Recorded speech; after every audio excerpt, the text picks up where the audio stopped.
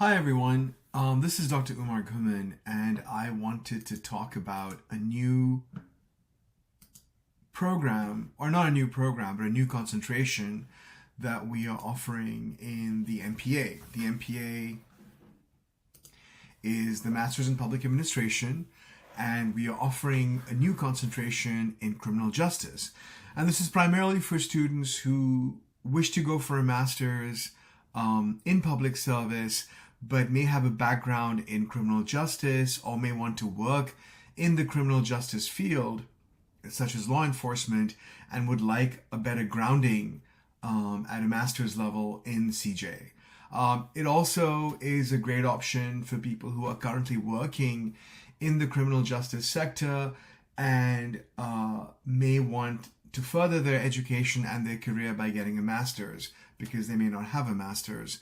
They may only have a bachelor's. So that's the main reasons why we continued or have started developing this program. And this fall, which is fall 2025, students can apply for the Masters in Public Administration and start taking courses in taking courses in criminal justice, so that by the end of their MPA program, they would have an MPA or a Master's in Public Administration with a concentration in criminal justice.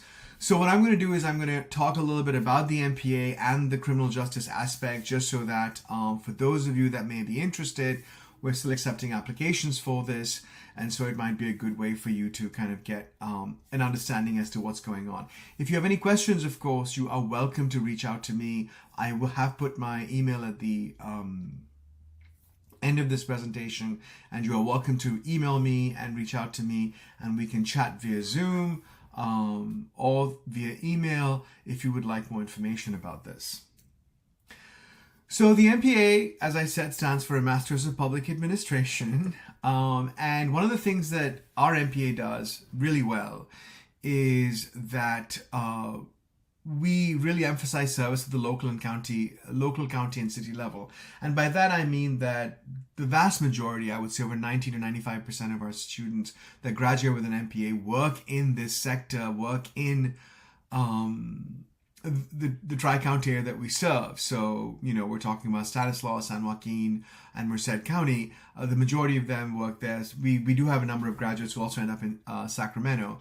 The MPA really is focused on providing you with an understanding of how to work in public service. So if you work for a university, if you work for a city, if you work for a county, if you work for a nonprofit, the MPA is the one that gives you the skills to work with that. It emphasizes, or it provides you with an understanding of public administration. How do cities, counties, state, local agencies work, and how to budget for them, how to finance for them, how to strategize for them, how their HR systems work. Because as we know that public agencies, such as law enforcement agencies as well, work differently than private agencies or businesses. So that's how the MPA sort of distinguishes itself. We are very well known in the area. We have a really good reputation in the Tri-County area. The classes are taught at the Turlock campus and are a mixture of face-to-face, hybrid, and online. I would say the majority of our classes are hybrid and online. We do have one or two classes that are mostly face-to-face. It is geared towards working professionals, so all the classes that are the class sessions that are face-to-face are held after 6 p.m. And as I said, it has a strong local public service orientation. As I mentioned earlier, we have, graduates are serving mostly local government and nonprofit organizations, including police lieutenants, county administrators, city managers, nonprofit CEOs, directors, city analysts, urban planners. And recent graduates have won Women of the Year from both Stanislaus and Merced County, as well as San Joaquin, actually. We just had a winner from San Joaquin this past year. So very well known, pretty prestigious for the area, and we have a really good network. So what the MPA really does is give you a very good general understanding of how to run and have a leadership role in a city, county, state, and local agency. Our program is also nationally accredited by NASPA, which is the national accrediting body for courses and programs in public administration and public policy and nonprofits. NASPA stands for the Network of Schools of Public Policy, Public Affairs, and Administration. And only about 300, actually, the slide says 301, but it went down to 298. Only about 298 programs around the world are nationally accredited. And what that means is that the education that you're getting, the courses that you're taking, the way that you are processing through this master's has been looked upon not just by the university, but an external body that examines what students of public service ought to know, should know, how should they know it, and what kind of jobs are they getting, and are we successful in all those aspects.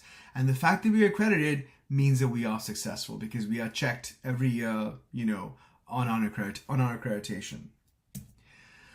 The criminal justice concentration is really important for us, and we're really excited about it, and it will start this fall. And what it does is it prepares students for roles in government, of course, in law enforcement, and in CJ-related organizations. So the idea is, again, as I mentioned in the past, that, if you are planning to pursue an education, further your education in criminal justice, but really want to have a grounding in how public agencies work, but a concentration in criminal justice because that's where you're interested and that's where your field goes, then this is a great concentration to sort of move into. And at the same time, if you are already working in criminal justice and you want to move up, this is another really great thing to another great program to get, just because it gives you a grounding in how public agencies work as a whole, so you know how law enforcement interacts with other public agencies, and at the same time you get a good grounding in criminal justice theory and application.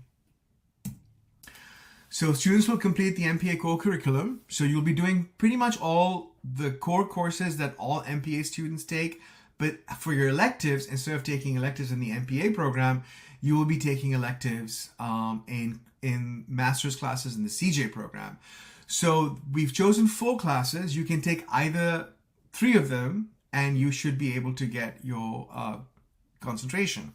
So the classes that we've chosen are CJ 5000, which is Advanced Criminology, Criminological Theory. We've chosen CJ 5290, which is the Management of Criminal Justice.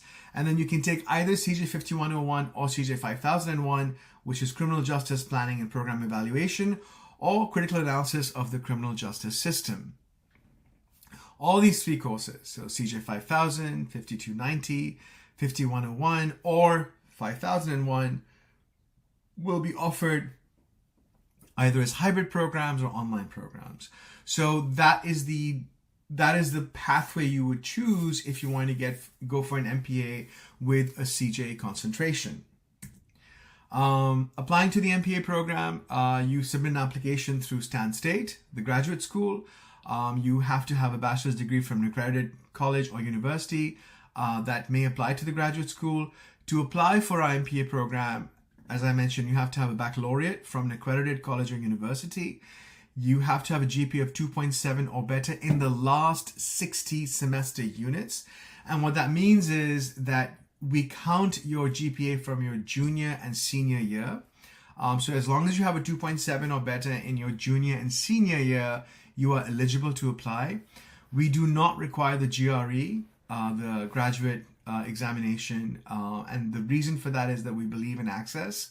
And in addition to that, there are certain undergraduate classes that we require that students have completed, which is American Government, Elementary Statistics, and Microeconomics. If you have not taken these classes, you can still be admitted into the program. You have up to your first year, so an entire year while you're in the program, to complete these classes. You can take these classes at a JC, so any of the JCs in the area, the junior colleges in the area. You can take them at Stan State, you can take them online, you can take them face-to-face, you can take them as hybrid classes. You can take them for credit, non-credit, which means that if you don't want to get a grade, because once you're in a master's program, whatever grade you get in a graduate or undergraduate class counts towards your GPA. So if you don't want an undergraduate class to count towards your GPA, you can take it as a satisfactory, unsatisfactory, or credit, no credit option, and that would also be okay. So we provide that flexibility so that students may either take it in the winter or summer or while they're taking their master's classes and be able to complete the 3 undergraduate requirements. The 3 undergraduate requirements, as I mentioned, are American government, elementary statistics, and microeconomics. The application process is going to the graduate school, and I think you go through calstate.edu/apply. You can submit all transcripts to the graduate school. We do require letters of recommendation, and we require 3 letters of recommendation from individuals who can evaluate your work or academic studies and can comment on your potential as a graduate student and professional in the field of public administration. So if you're a recent graduate, you can obviously go back to faculty that worked with you, that you have a good relationship with and a good rapport with, and ask them to write you a recommendation letter. If you have been away from studies for a while, if it's been a while since you took your undergraduate classes, you can always ask a supervisor or a colleague to write a a recommendation letter that they can use towards your application. Additionally, we require a resume or a vita, so that details your education, work experiences, and other qualifications. And the reason we do all this is because the MPA is a practical working degree. The point of the MPA is to get you a job in the public sector, either in criminal justice or any other public sector organization. So it's really important for you. You take classes in public personnel and HR. We work on your resume with you. We help you find internships. The whole point of the thing being that you're going to get a job at the end of this. We have a really good record of success. I think in the 13 years that I've been here, or 14 years that I've been here now, we've had one student who I think took up to 6 months to find employment. So other than that, I think we do really well. A letter of interest. And so this is kind of like your letter of interest explaining your purpose and career objectives in pursuing an MPA degree. So again, if you're from criminal justice and you want to move up in the CJ sector or looking for a leadership role in a criminal justice organization, you talk about that. This is why I like public service. This is what I really want to do with my life. We just want to make sure that you have a public service motivation. If you are not an American citizen, or if you have not attended schools at the secondary level or above for at least 3 years, where English is the principal language of instruction, so if you haven't been to a university where English wasn't spoken, then you have to complete the TOEFL, the TOEFL, or Test of English as a Foreign Language. So that's kind of really important for you to go ahead and do that. I've added application deadlines here, and the reason I point that out is that,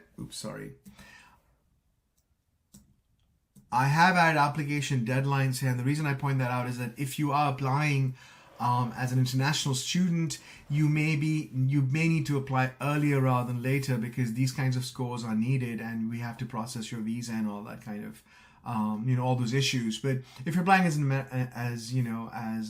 American citizen or a green card holder, or someone who has long-term residency in the U.S., then we follow a rolling application process. The MPA admits new students each fall semester. Interested applicants must submit all requirements later than June 1. June 1 is a suggested deadline. I start providing admission responses around this time. So usually around April or May, I start providing admission responses, and applicants will be notified by the program of admission status within a month of their application. Application deadlines, as I said, for fall 2025 will be accepted after Jan. Is the GRE required? No. Do you have graduate assistantships available? So the university as a whole does provide some graduate assistantship opportunities, and we have a Center for Excellence in Graduate Education, or a SEGE, that showcases those opportunities. You can always reach out to me, and I can send you a link to all the graduate level assistantships that are available, and you are more than welcome, of course, to apply to them. Some of them provide tuition reimbursement. Some of them provide some kind of pay, the whole process. And as I said, application materials, you go through Cal State Apply. Official transcripts are sent to the graduate school online, I believe, and then the letters of recommendation, the resume, and the statement of interest. I think all of this now can go directly through Cal State Apply. Sometimes letters of recommendation, Cal State Apply may not accept them. You can always email them to mpa@csustan.edu. If at any point you are confused or need further direction about the application process, just email me and I would be more than happy to walk you through the process. So as I said, who can write your letters of recommendation? Can I sign my statement of interest? We've covered all this, but if scholarships are available, there are some scholarships available. Generally, they're not available to first-year students, but yes, in the future, once you pass your first year successfully, or even your first semester successfully, you are more than welcome to apply for a scholarship. The scholarship doesn't cover your entire tuition, but it goes a substantive way towards covering it. How much does the program cost? I think we discussed this in further slides after this, so we'll go over there. Can I complete the program part-time? So the majority of our students actually are taking the program part-time, and that's not because we suggest it or anything like that. One of the reasons is because the majority of our students tend to be working full-time as well. We are, a working program, so there are a lot of students who are working. And so if you're working full-time, graduate classes can be quite challenging. And so a number of students will end up taking 2 courses per semester as opposed to full-time, which is 3 courses per semester. Sometimes, life happens and a student can only take 1 course. But generally, students end up taking 2 courses a semester and completing the program in about 3 years. If you take 2 courses a semester, you are still eligible for financial aid. So keep that in mind. Financial aid is available to anyone who takes more than 1 graduate level course. If you take only 1 graduate level course, of course, I believe the financial aid does change. But please don't quote me on financial aid aspects. Please check with the financial aid office if you have any questions about financial aid and the courses you need to take. The one thing you have to remember, because sometimes we do get students who, are working, who have rather extensive positions and just can only take about 1 course a semester or take a semester off in some cases. Just be mindful that this is a university requirement, that graduate coursework does expire after 7 years. So the idea is for you to complete the program in a timely fashion. And if you do feel at any point in your program, as you continue through the program, that you may need to take a break, please reach out to me and let me know so I can figure out, this whole coursework expiration issue. Is the program fully online? As I said, we have classes in different course modalities, face-to-face, hybrid, and partly fully online. As I mentioned earlier, the majority of our classes could be considered hybrid and fully online. Actually, the majority would be hybrid, then some are fully online, and then some are face-to-face.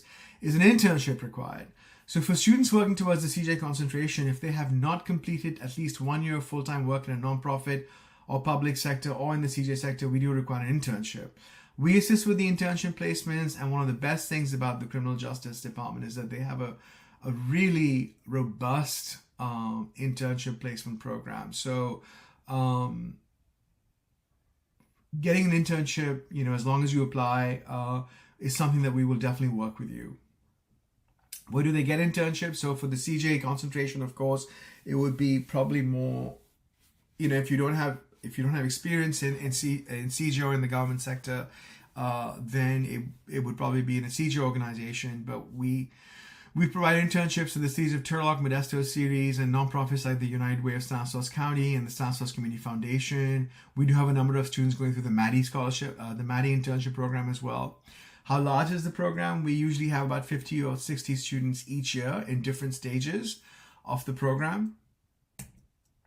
Does it have prerequisites? Yes, we talked about that. You will be required to complete American government, microeconomics, and elementary statistics. But as I said, you have up to a year to complete them if you don't have them.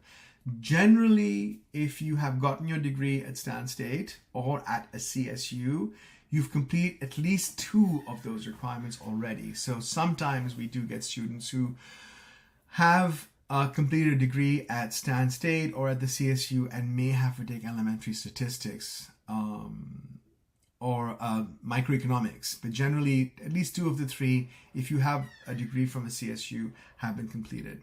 Will I get a job? As I said, in 2016, 2017, 95% of our graduates were employed. In 2018, 100% were employed within 3 months of graduating. So we keep records of employment. It's part of our accreditation process, and every year we actually have to follow students within 5 years of them starting the program. So where are they in 5 years from when they started the program? And so we do keep records, and we are very happy to say that we've been pretty successful in finding employment for our students. Here is a breakdown in 2024-2025 that I found, because if you go to the graduate school, it does give you a breakdown, and it's much more than this. And the reason for that is because they're adding in things like living, transportation, food, but if you're just looking at the cost of the program itself without, even though those things are really important, but without, the additional things of living, transportation, and food, and all those kinds of things, this is what it cost in 24-25. So around $10,000 is what it tends to cost when you take into consideration tuition and fees, and then campus fees, and then of course books, course materials, supplies, and equipment. Again, you can sign up for an information session. I believe we are towards the end of our information sessions, but if you still want any information, as I mentioned, please reach out to me. My name is Dr. Ghuman. My email is ughuman, so ughuman@csustan.edu. Thank you for listening. I wish you the best of luck in your educational journey. And if you are interested in this program, please reach out to me and let me know, and we'll see what I can do to help.